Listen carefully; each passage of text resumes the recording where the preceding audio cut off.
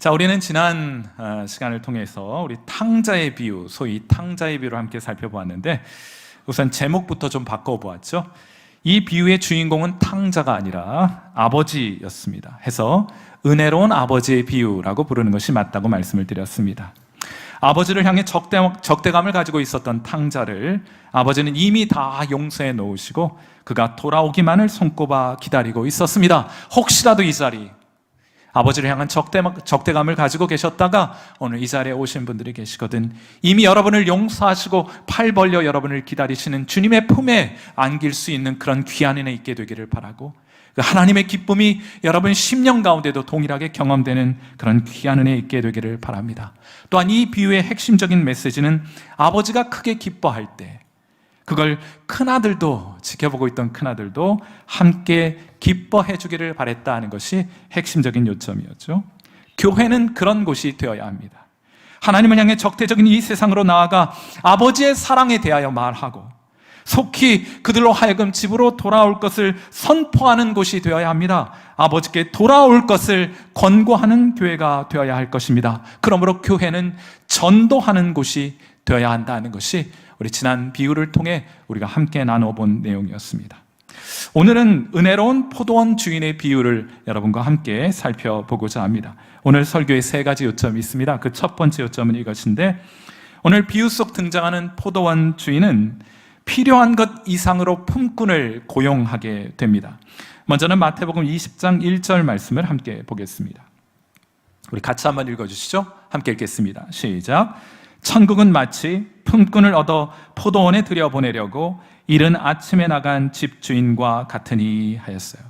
자, 오늘 비유는 어느 포도원 주인이 아침 일찍 일어나서 일꾼을 구하기 위해 길을 나서는 장면으로 시작이 됩니다. 예수님 당시에는 일용직 노동자들이 새벽 6시부터 오후 6시, 저녁 6시까지 일을 했습니다. 12시간 일했습니다. 자, 그러니까 아마도 포도원 주인은 새벽 6시보다 일찍 일어나서 일꾼들을 구하기 위해서 어디론가 길을 떠나게 된 것이죠. 그리고 당시 이렇게 새벽 6시부터 저녁 6시까지 일을 한 노동자들에게 지불되는 일당이 있었는데 그 일당은 한 데나리온이었습니다. 오늘 2절 말씀 보시면 그가 하루 한 데나리온씩 품꾼들과 약속하여 포도원에 들여보내고 라고 진술이 되어 있습니다. 여러분, 여기까지는 이상할 것이 하나도 없습니다. 그건 그냥 예수님 당시의 일상적인 삶의 모습이었어요. 새벽 6시부터 저녁 6시까지 열심히 일한 사람에게 한 데나리온을 주는 것이 그 당시의 일상이었습니다. 자, 그런데 이상한 것은 그 이후에 등장하게 돼요. 제3시가 되었습니다. 자, 우리 시간으로 유대인의 시간을 환산하기 위해서는 6을 더하시면 돼요. 자, 그러니까 여기 3시가 되었다는 것은 우리 시간으로 오전 9시가 되었다는 뜻입니다. 이런 일이 있어요. 3절 말씀입니다.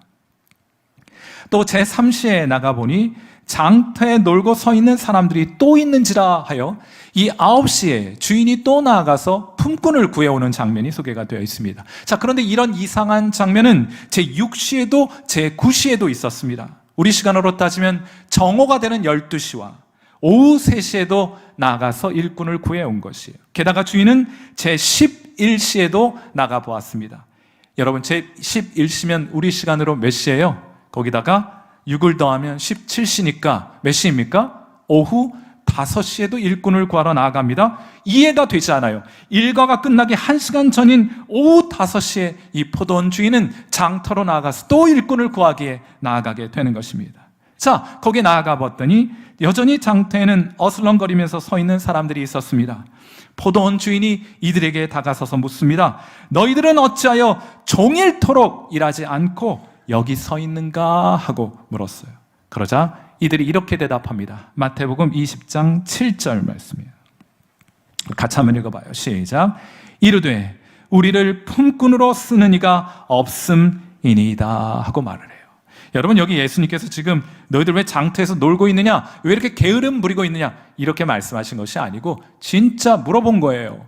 왜 여기 아직까지 서성이고 있느냐 하였더니 이들이 말하기를 우리를 품꾼으로 써주는 이가 없어 우리 아직까지 여기서 기다리고 있습니다 하고 말한 거예요. 비유 속에 등장하는 품꾼들은 누군가에게 선택받아 일할 기회를 얻기를 바라는 마음으로 장터에 이른 아침부터 나갔을 것입니다. 온 가족 하루 먹고 살 양식을 구할 수 있으리라는 희망을 가지고 장터에 나아가 서 있었던 것이에요. 자, 그러나 아무도 이들을 선택해 주지 않았습니다. 아마도 나이가 많았거나, 아마도 병이 들었거나, 그래야 일을 제대로 하지 못할 것이라고 생각했거나, 아마도 장애가 있지 않았을까 하고 생각해 보게 됩니다. 여러분, 그렇게 5시가 됐음에도 불구하고, 이제 일과 1시간밖에 일할 기회가 남아있지 않음에도 불구하고 이들은 그래도 장터를 떠날 수가 없었습니다. 왜냐하면 가장이 하루 일을 하지 못했다는 것은 온 가족이 또 하루를 굶어야 된다는 것을 의미하는 것이기 때문이에요. 그래서 굉장히 슬픈 사연이에요. 이들은 가족들 보기 미안해서라도 집으로 돌아갈 수 없었습니다. 오늘은 자식들 무얼 먹이나 하며 끼니에 대한 걱정으로 장터를 서성이고 있었던 것이에요. 바로 이때 포도원 주인이 나타나 그들을 포도원으로 불러준 것입니다. 여러분, 아마도 이 자리 가난한 시절 겪으셨던 우리 교회 어르신들, 이 품꾼의 속사정이 어떨 것인지 여러분 느껴지시죠? 여러분 아실 수 있겠죠? 저도 미국 유학 시절 참 가난했던 시절 겪었습니다. 새벽으론 신문 돌리고, 낮에는 조교하고, 저녁에는 학생들 SAT 가르치고, 밤에는 막노동해 가면서 그렇게 생활했습니다. 그 일 마치고 집으로 돌아갈 때 가게집 주인이 수고했다면서 야쿠르트 한 봉지, 야쿠르트 한 봉다리 그거 건네주면 그걸 좋아할 아이들 생각에 기쁜 마음으로, 행복한 마음으로 집에 돌아오던 기억 아직도 제게는 선명합니다. 그렇게 6년 반 미국에서 공부했어요. 여러분, 돌아보면 참 아득한 이야기인데 한 가지만은 매우 분명했습니다. 하나님은 저로 하여금 큰 부자 되게 하지는 않으셨어요. 하지만 하나님은 한 번도 한 끼도 저 굶지 않게 하셨고, 한 학기도 학비가 모자라서 공부를 못하는 일 없게 하셨습니다. 여러분, 돌아보면 날마다 기적이었습니다. 돌아보면 날마다 감사와 찬양거리였어요. 그런데 저한테 또 그렇게 하라면 저 좀 많이 망설여지는 것 같습니다. 그럼에도 불구하고 그렇게 던져진다면 또 못할 것도 없다 하는 마음 가지고 살아가요. 사랑하는 성도 여러분, 오늘 비유 속, 우리 함께 읽었던 비유 속 포도원 주인은 필요한 것 이상의 품꾼들을 고용합니다. 사실 필요한 일꾼은 이른 새벽에 이미 다 구했어요. 그날 일할 사람들 새벽 6시에 나가 다 구해왔습니다. 그런데 무거운 마음으로 장터를 서성이고 있는 품꾼들을 보고서는 그들을 고용할 마음을 갖습니다. 아마도 그들을 바라볼 때 불쌍히 여기는 마음 가지셨던 것이 아니겠어요? 그래서 오전 9시에도 나아갑니다. 12시에도 나아갑니다. 오후 3시에도 나아갑니다. 일과를 마치기 1시간 전인 5시에도 나아갔던 거예요. 하나님 긍휼히 여기는 마음 해소될 때까지 하나님은 사람들을 찾으십니다. 여러분들을 위해서라면 6시 다 된 그 시간에도 나아가 여러분을 찾기 위해 장터를 나아가 여러분을 찾게 되셨을 거예요. 하나님 똑같은 분이십니다. 우리에게 지금까지 한번 돌아보세요. 하나님 우리에게 먹을 것 주셨죠? 입을 것 주셨죠? 필요한 것 하나님 공급해 오지 않으셨습니까? 이것이 여러분의 고백 아니에요? 그런데 여러분 왜 고민하세요? 왜 염려하세요? 무엇 먹을까? 무엇 마실까? 우리의 은퇴 이후의 삶은 어떨까? 우리의 노년의 삶은 어떨까? 왜 걱정하세요? 왜 염려하세요? 하나님이 여러분 붙들고 책임져 주시는데. 마태복음 6장 26절과 31절 말씀 오늘 똑똑히 마음에 새겨 들으시고 그 염려, 일상과 인생과 여러분의 삶에 대한 염려와 걱정으로부터, 그 두려움으로부터 벗어날 수 있는 귀한 은혜가 있게 되기를 주님의 이름으로 축원합니다. 마태복음 6장 26절과 31절 말씀 함께 읽습니다. 시작. 공중의 새를 보라. 심지도 않고 거두지도 않고 창고에 모아 들이지도 아니하되 너희 하늘 아버지께서 기르시나니 너희는 이것들보다 귀하지 아니하냐.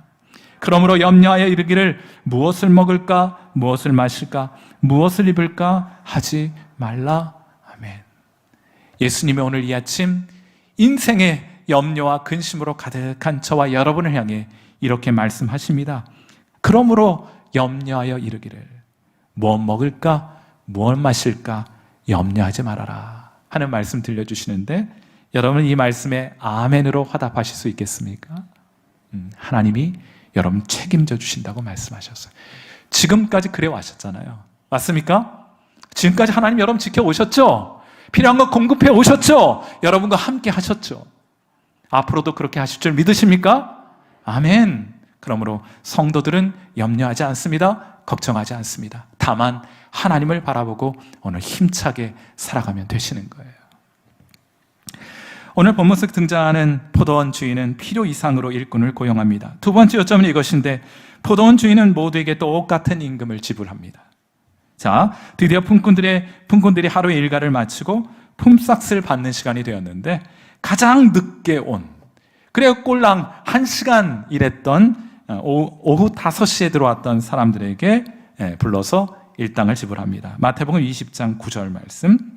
제11치에 온 자들이 와서 1시간 일하고 나서 임금 받는 거예요. 품삯을 받는 겁니다. 얼마 받아요? 한 데나리온을 받습니다. 한 데나리온은 12시간 일한 사람에게 주는 품삯이에요. 그런데 주인은 그걸 1시간 일한 사람들에게 준 것입니다. 당연히 그보다 먼저 온 사람들, 1시간 이상 일한 사람들은 더 많이 받게 될 것을 기대하게 되었을 것이 아니겠습니까? 자, 그런데 주인은 이들보다 먼저 온 품꾼들에게도 똑같이 한 데나리온씩을 주게 됩니다. 자, 그러자 이들이 이렇게 반응을 하게 돼요. 마태복음 20장 11절과 12절. 자, 우리 같이 읽습니다. 시작. 받은 후 집주인을 원망하여 이르되 나중 온 이 사람들은 1시간밖에 일하지 아니하였거늘 그들을 종일 수고하며 더위를 견딘 우리와 같게 하였나이다 하고 주인을 원망하게 됩니다. 더 나아가 마태복음 20장 15절을 보니까 포도원 주인을 악덕한 사람이라고 비난했던 것 같습니다. 마태복음 20장 15절에 이런 말이 있어요. 내 것을 가지고 내 뜻대로 할 것이 아니냐, 내가 선함으로 네가 악하게 보느냐 하고 말해요. 실제로 주인을 악한 사람이라고 보았던 것입니다. 야, 이것이 어떻게 된 일입니까? 어떻게 사람이 이렇게 달라질 수 있습니까? 이들이 어떤 사람이었습니까? 일자리가 없어 끼니 걱정하며 장터를 서성이며 가족들 미안해서 집으로 돌아가지 못했던, 가족들 미안해서 집으로 발걸음을 돌리지 못했던 그런 사람들 아니었습니까? 포도원 주인이 때늦은 시간에 찾아와서 일자리를 제안했을 때 이들은 얼마나 기뻐했습니까? 야, 요즘 세상에도 이런 사람 다 있네 하며 포도원 주인을 칭찬하며 포도원으로 한 걸음에 달려갔던 사람들이 아니었습니까? 그런데 지금은 그 포도원 주인이 악덕하다고 원망하고 비난하고 있으니 이 사람들 참 신이 없는 사람들 아닙니까? 오늘 사실 비유 속 포도원 주인은 포도원에서 일할 일꾼을 이미 이른 새벽에 다 구했다고 말씀을 드렸어요. 그 이후로 주인은 여러 차례 그리고 필요 이상으로 품꾼을 고용했습니다. 사실상 주인은 고용을 하면 고용할수록 손해보는 선택을 한 것이에요. 맞습니까? 이미 일꾼들 다 필요한 일꾼들 구했어요. 왜 더 구합니까? 구할수록 손해인 선택을 주인은 했습니다. 그러니까 애당초 포도원 주인은 이들하고 어떤 거래를 하고자 했던 것이 아니에요. 주인은 이들에게 은혜를 베풀고자 했던 것입니다. 마태복음 20장 14절. 네 것이나 가지고 가라. 나중은 이 사람에게 너와 같이 주는 것이 내 뜻이니라 해서. 여러분, 하나님의 뜻이 무엇입니까? 여러분을 향한, 저와 여러분을 향한, 우리를 향한 하나님의 뜻은 무엇입니까? 우리에게 거저 은혜를 베풀어 주시는 것이 하나님의 뜻이에요. 거기에 우리가 뭘 했기 때문에 받는 것이라고 착각하는 순간, 다른 사람들과 비교하며 원망하고 불평하는 순간, 여러분은 오늘 비유 속에 등장하는 배은망덕한 품꾼의 모습으로 전락해 버리고 마는 것이에요. 하나님은 우리와 어떤 효율을 따지고 가성비 따져서 계산하시는 분이 아닙니다. 하나님은 우리와 거래하시는 분이 아니에요. 하나님은 그 풍성한 긍휼하심을 따라 우리에게 은혜를 베풀어 주시는 분인 줄 믿습니다. 하나님 우리와 거래하지 않아요. 여러분 백설공주라는 동화 아시죠? 백설공주에 나오는 계모의 비극은 아침에 일어나자마자 무엇을 보았다는 데 있습니까? 거울을 보았다는 데 있습니다. 거울아 거울아, 이 세상에서 누가 제일 예쁘니? 오늘 그러고 오신 분들 한번 손 들어보세요. 틀림없이 있으실 거예요. 여러분 근데 이거 진짜 어리석은 질문이에요. 이 질문을 던지는 왕비는 40대 여인입니다.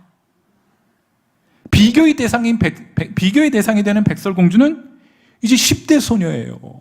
아니 자기가 뭐라고 40대, 10대 비교를 합니까? 이 비교할 걸 비교해야지. 여러분 거울은 비교의 상징이에요. 거울은 자기 중심성의 상징입니다. 거울을 보면 내 모습이 보여요. 그러므로 왕비는 자기 자신에 대한 생각으로 하루를 시작합니다. 그 결과는 우월감이고 열등감이고 정죄함이고 몰인정함이고 무자비함이었어요. 자기 중심적인 사고를 가지고 살아가는 이 세상 사람들의 모습을 풍자해 주는 것입니다. 그것이 이 세상에 속한 사람들의 모습이에요. 오늘 비유 속 품꾼들의 모습입니다. 대신 성도는 하루를 시작하며 하나님을 바라봄으로 시작합니다. 먼저 온 자나 나중 온 자에게 똑같이 은혜를 베푸시는 하나님을 상기함으로 하루를 시작하는 사람들이에요. 받을 자격 없는 우리에게 주신 하나님의 일방적인 호의에 감사함으로 조용히 기도에 무릎을 꿇는 것으로 하루를 시작하는 사람들입니다. 은혜에 대한 감격과 은혜에 대한 감격으로 인한 눈물로 하루를 시작하는 사람들이 바로 성도들이에요. 그러므로 성도의 심령은 은혜 베푸시는 하나님 안에서 평안합니다. 그들의 심령은 기쁨과 감사로 가득합니다. 이것이 은혜 안에 살아가는 성도들의 모습인 것이에요. 사랑하는 성도 여러분, 오늘 여러분 하루를 시작하면서 여러분이 바라보았던 것은, 가장 먼저 바라보았던 것은 무엇입니까? 여러분 오늘 눈을 뜰 때 오늘 하나님이 또한 나에게 은혜를 주셔서 오늘 하루를 내게 또 허락해 주셨다 하는 그런 감사한 마음으로, 은혜에 대한 의식으로 하루를 시작하셨습니까? 여러분 가장 먼저 하나님을 바라보는 것으로 하루를 시작하셨습니까? 만일 그렇다면 여러분의 심령은 오늘도 평안할 것이에요. 여러분의 심령은 오늘도 기쁨과 감사로 가득하게 될 것입니다. 그런데 원망하고 불평하는 마음 가득하세요? 그건 여러분 아침에 일어나자마자 누구 생각했다는 거예요? 여러분 자신을 생각했던 것이고, 거울 속 바라보면서 여러분 자신의 모습을 지켜보는 것으로 하루를 시작했을 가능성이 높습니다. 오늘 비유 속 포도원 주인은 필요 이상으로 품꾼들을 고용합니다. 그리고 그들에게 똑같은 임금을 지불하게 돼요. 그리고 오늘 설교의 마지막 요점은 이것인데, 비유 속 품꾼들은 주인의 호의에 마땅히 감사해야 했다 하는 것이 마지막 요점입니다. 먼저 이 비유의 전후 문맥을 좀 살펴보면 오늘 비유의 좀 새로운 또 참신한 의미를 생각하고 발견할 수 있게 돼요. 먼저 오늘 비유, 마태복음 20장 1절부터 시작이 되었는데, 이 비유 바로 전에 예수님과 한 부자 청년 사이의 대화가 소개가 되어 있습니다. 하루는 어느 부자가 예수님께 찾아와서는 묻습니다. 예수님, 선생님이여, 내가 무슨 선한 일을 하여야 영생을 얻을 수 있겠습니까? 하고 물어요. 자, 그러자 이 질문에 대하여 예수님께서 결론적으로 이런 말씀을 하셨어요. 네 재물을 다 팔아가지고 가난한 사람들에게 다 나눠주고 그리고 와서 나를 따르라 하고 말씀을 하셨어요. 그러자 이 청년은 성경이 기록하기를 재물이 많음으로 근심하여 돌아갔더라 하고 기록해 놓았습니다. 바로 이때 곁에 섰던 베드로가 숟가락 얹습니다. 주님, 우리는 모든 것을 다 버리고 주를 따랐습니다. 그러자 예수님께서 이런 말씀을 해주셨어요. 마태복음 19장 30절 같이 한번 읽어보죠. 시작. 그러나 먼저 된 자로서 나중되고 나중된 자로서 먼저 될 자가 많으니라. 이거를 부자 청년과 예수님과의 대화를 기억하면서 다시 한번 쉽게 정의를 해보자면 이 말은 무슨 말인가 하면 이 세상은요 얼마나 많이 가졌느냐로 평가합니다. 이 세상은 여러분이 얼마나 많이 가졌는가로 평가를 해요. 그러나 하나님의 나라는 그런 평가의 기준이 없어요. 여러분 얼마나 많이 가졌는지 얼마나 적게 가졌는지 하나님은 거기에 관심 없으십니다. 다 하나님이 맡겨주신 거예요. 하나님의 관심은 그걸 가지고 얼마나 많이 섬겼느냐로 여러분을 판단하시게 될 것입니다. 그것이 하나님의 나라예요. 이 세상은 여러분 얼마나 많이 가졌느냐로 여러분 판단하여도 하나님의 나라는 그거 가지고 얼마나 많이 섬겼느냐로 여러분을 판단하게 될 것입니다. 그리고 이어서 오늘 비유가 등장하게 돼요. 그리고 이 비유의 결론은 무엇이냐? 마태복음 20장 16절입니다. 이 말씀도 같이 한번 읽어봐요. 시작. 이와 같이 나중된 자로서 먼저 되고 먼저 된 자로서 나중되리라 하였어요. 이 비유의 내용으로 말하자면 나중된 자는 누구이냐? 포도원 주인의 호의로 제11시에 포도원에 들어온 사람이 바로 나중된 사람입니다. 자, 그런데 그가 어떤 의미에서 먼저 되었다는 말입니까? 어떤 의미에서 그가 으뜸이 되었다는 말이에요? 그건 그보다 일찍 온 사람들의 반응을 통해서 미루어 짐작할 수가 있습니다. 일찍 온 자들은 똑같은 주인의 호의를 받고도 원망하고 불평했어요. 호의를 받는 것에는 먼저 되었으나 기뻐하고 감사하는 일에는 이들 나중되었습니다. 기뻐하고 하나님 우리에게 주신 호의와 은혜에 대해 기뻐하고 감사하는 일에 나중된 자는 천국에서도 나중된 자가 되는 거예요. 자, 그렇다면 제일 마지막에 온 사람들은 어땠는가? 주인의 호의에 기뻐하고 감사했겠죠. 자, 그러니까 이런 사람들이 천국에서는 으뜸이 되고 대접받고 존경받게 된다는 말이에요. 자, 이제 두 이야기를 마태복음의 문맥 속에서 한번 연결시켜 보겠습니다. 천국에서는 어떤 사람이 먼저 된다고 말씀을 드렸어요? 얼마나 많이 가졌는가가 아니라 그것으로 얼마나 많이 섬겼는가 하는 것으로 평가가 된다고 말씀을 드렸어요. 하지만 그것마저도 자신의 공로로 착각하면 안 됩니다. 그것마저도 하나님의 은혜인 줄 알아야 하는 거예요. 가진 것도 은혜이고 그 가진 것 가지고 하나님 섬기고 다른 사람들 섬기게 된 것도 은혜입니다. 자랑할 것이 없어요. 오직 하나님께서 이 은혜 주셨으니 우리가 갖기도 했고 우리가 섬기기도 했으니 찬양받으실 분은 오직 하나님 한 분밖에 계시지 않습니다 하고 고백하는 것이에요. 이처럼 천국은 은혜의 의식으로 가득한 사람들이 최고로 존경받고 대접받는 나라가 바로 하나님의 나라라는 것을 예수님께서 이 비유를 통해 우리에게 가르쳐주고 계신 거예요.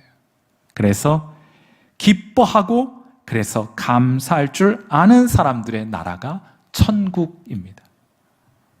바로 여러분이 그 나라 백성이에요. 바로 여러분이 하나님께 은혜 받은 자예요. 마땅히 그로 인해 기뻐하고 마땅히 그로 인해 하나님께 감사할 것을 기대하고 있는, 하나님께서 여러분 기대하고 있는 바로 그런 하나님의 백성들입니다. 여러분, 그러므로 오늘 하루 어떠한 모습으로 살아가셔야겠어요? 하나님, 제가 저 사람보다 더 많이 수고했는데요? 하나님, 왜 저는 이런 사람들처럼 이렇게 평안한 삶 살지 못하고 왜 이렇게 무거운 인생이 제가 지고 살아가야 합니까? 하나님, 불공평하지 않습니까? 하나님 관점 좀 달라요. 여러분, 그 일 잘 감당할 줄 아셨기 때문에 그 일 여러분에게 맡겨주신 거예요. 여러분이 그 짐을 지고 영원히 살 것 같으십니까? 아니요. 그 짐 훌훌 털어내고 저 영원한 천국에서 주님과 함께 저 영원한 복락을 누리며 살아갈 날을 여러분에게 기다리고 있지 않아요? 그 시간까지 하나님께서 여러분 충성되이 여기셔서 그 일 좀 버겁고 무거워 보이더라도 하나님 그 일 맡겨주신 것이니 여러분 기뻐함으로 감사함으로 그 일 감당하실 수 있겠습니까? 그 일을 맡겨주신 것도 하나님의 은혜이니 그 은혜에 기뻐하며 감사함으로 그 일 충성스럽게 감당하실 수 있겠습니까? 평생 굳은 일 마다하지 않고 가족을 위해 헌신해 오신 아버지가 정년퇴직을 하시게 되었어요. 아들이 하나 있었는데 그 아들이 감사의 마음을 좀 전하고 싶다. 그래서 이 아버지 정년퇴직을 앞두고 백화점 다니면서 선물을 좀 찾아보고 있었어요. 그러다가 문득 아버지가 평소 하셨던 말씀이 떠오릅니다. 가장 좋은 선물은 백화점에서가 아니라 마음속에서 찾는 것이란다. 이런 말씀을 평소에 해주셨어요. 그래서 아들은 백화점 다니면서 선물 찾기보다 차라리 자리에 앉아서 감사의 편지를 한 통 쓰는 것이 좋겠다 생각하여 아버지가 출근하는 마지막 출근하기 전에 읽으실 수 있도록 편지를 한 통 작성해서 식탁 위에 올려놓았습니다. 이런 내용이에요. 감사합니다, 아버지. 우리가 따뜻한 침대에서 자고 있는 동안에도 새벽마다 일어나 출근해 주셔서 감사합니다.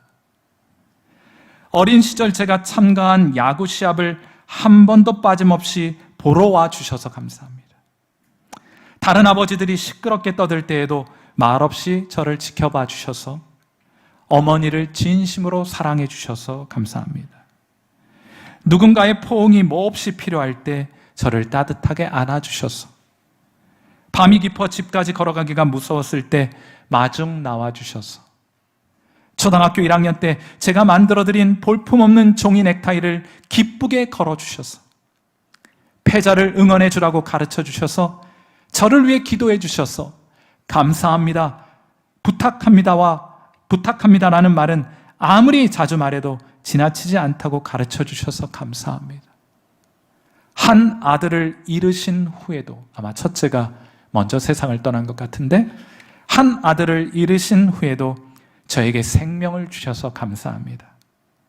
동점 주자가 3루에 가 있는 상황에서 제가 삼진아웃을 당했을 때 아이스크림 가게에 데려가 주셔서 감사합니다. 저보다 불행한 사람에게 관대하라고 가르쳐 주셔서 감사합니다. 때로는 울어도 괜찮다고 말씀해 주셔서 저의 영웅이 되어주셔서 저의 친구가 되어주셔서 감사합니다, 아버지 하고 편지를 적어 놓았더래요. 이 글을 읽는데 이거 꼭 우리 하나님을 향한 우리의 편지여야 하겠지 않을까 하는 생각을 했어요. 여러분, 우리도 이런 일상의 감사가 백화점에서 판매하는 어떤 선물보다 하나님께 더 소중한 것임을 기억하며 살아갈 수 있으면 어떨까요? 그러므로 오늘도 우리에게 은혜를 베풀어 주시는 하나님께 감사하면 어떻겠습니까? 하나님을 기뻐하면 어떻겠어요? 아멘이십니까? 네, 표정은 왜 그래요, 근데?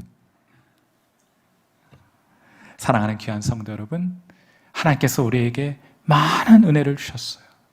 지금도 은혜로 우리를 붙드십니다. 그리고 앞으로도 은혜로 우리에게 풍성한 은혜를 우리에게 허락해 주실 거예요. 기뻐하고 감사하는 것이 마땅하지 않겠습니까? 우리 함께 기도하도록 하겠습니다. 자, 우리 반주 들으시면서 함께 하나님 앞에 기도하도록 하죠.